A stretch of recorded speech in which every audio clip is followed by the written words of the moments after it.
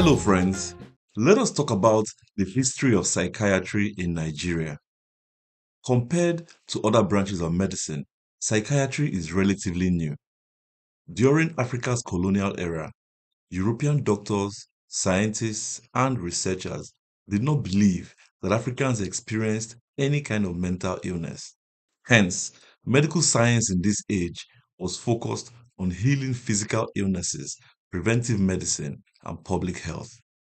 In this video, we explore the early days of psychiatric medicine in colonial Nigeria, taking a look at key figures, practices, and guiding philosophies. And so, without much more ado, let us jump right in.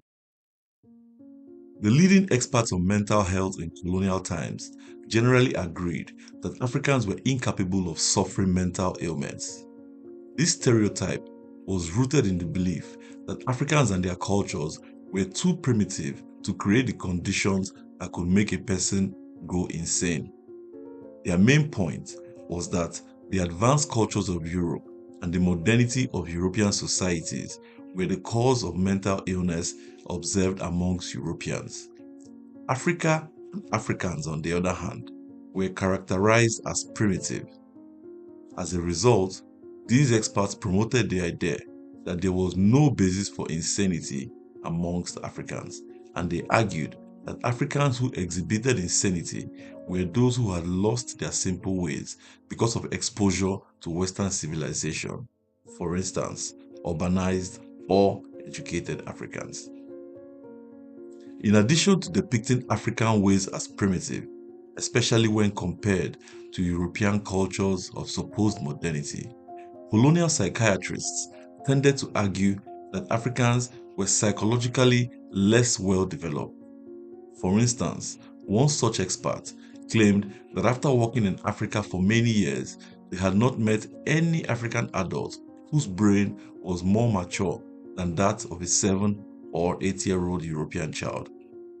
These kinds of race-based falsehoods were the excuses Europeans gave to justify their colonization of Africa. They claimed it was their mission to civilize the dark continent and raise Africans to European standards of modernity through medicine, education, culture, science, and technology. But before we continue the show, let us take a quick subscription break. Hello, friends. I want to thank you for supporting Nationhood Podcast. If you are watching this video and are yet to subscribe to the channel, please go ahead and do so right now. Our content is free, and by subscribing, you always know when there's something new. At Nationhood Podcast, we are building a community of historically conscious Nigerians who value the exchange of ideas that are relevant for our shared past, our lived present, and our unknown futures. So go ahead and click the subscribe button now, and then let's get back to the video. Ironically, the European promise of bringing advanced medical science to Africa did not extend to the field of psychiatry.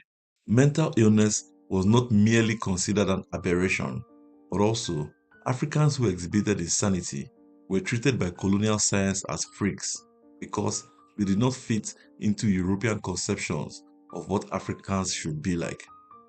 As a result, Africans with mental illness did not receive appropriate medical care. In colonial Nigeria, the authorities simply dedicated sections of its prisons to lock them away from the public view. Often, they were shackled with chains. Thus, racialized medicine misrepresented Africans as being too primitive to become insane, and at the same time, deprived Africans suffering mental illness from accessing the healthcare they needed. It was against this backdrop that the first Western-trained Nigerian psychiatrist emerged and revolutionized the field.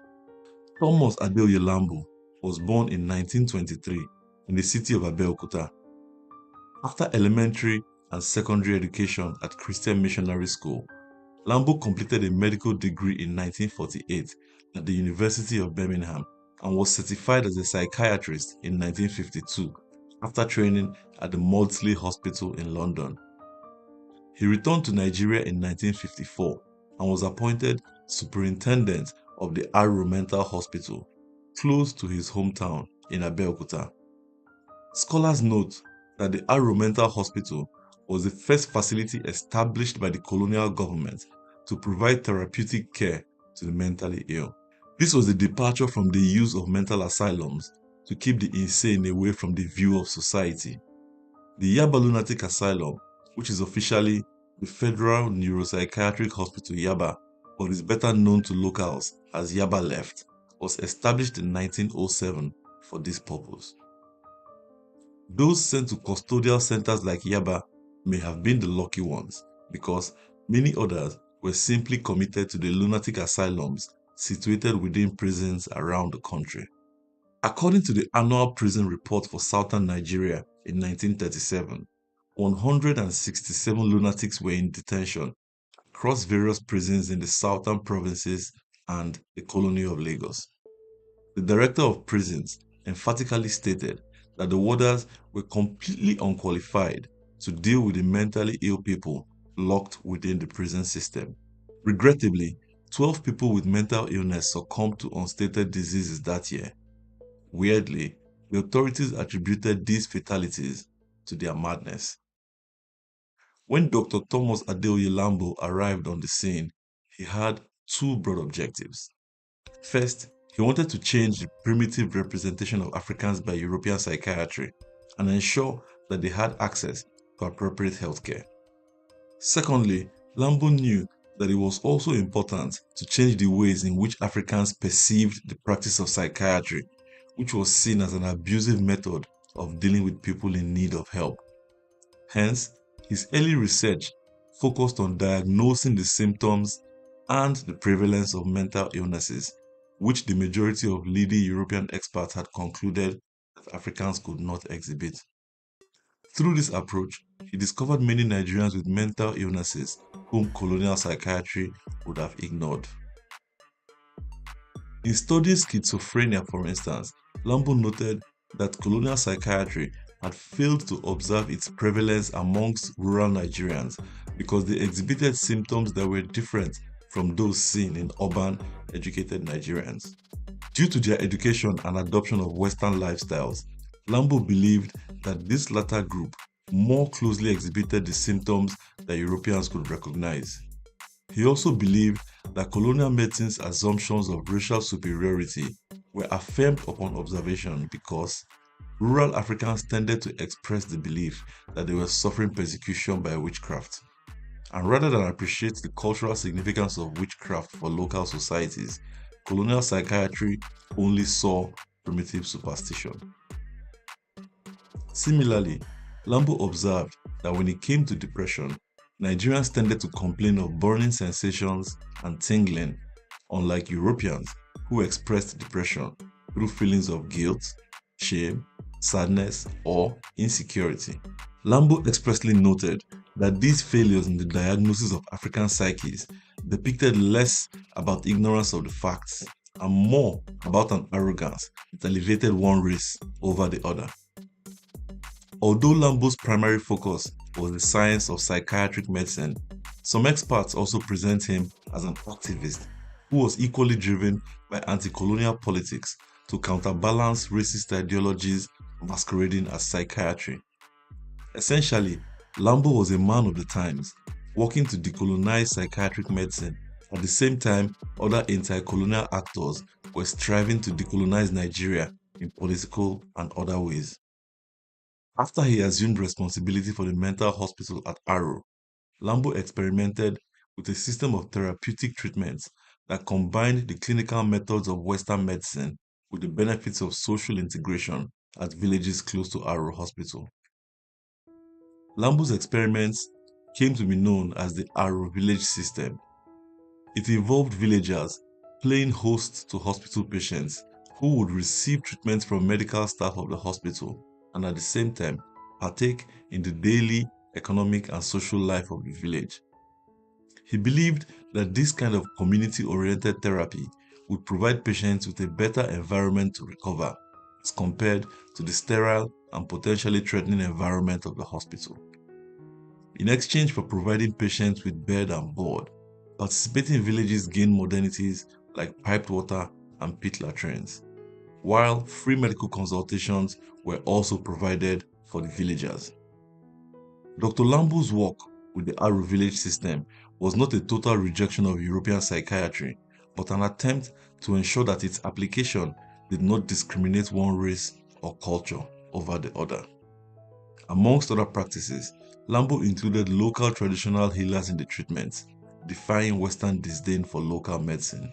He believed that they could provide meaningful care for the mentally ill, and that people trained in Western methods of healing, such as himself, could learn a lot from traditionalists.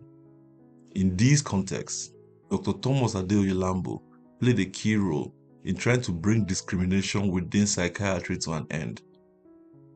Whether these methods actually healed patients is subject to debate, but they delegitimized existing notions of African inferiority and enthroned the equality of human minds and cultures.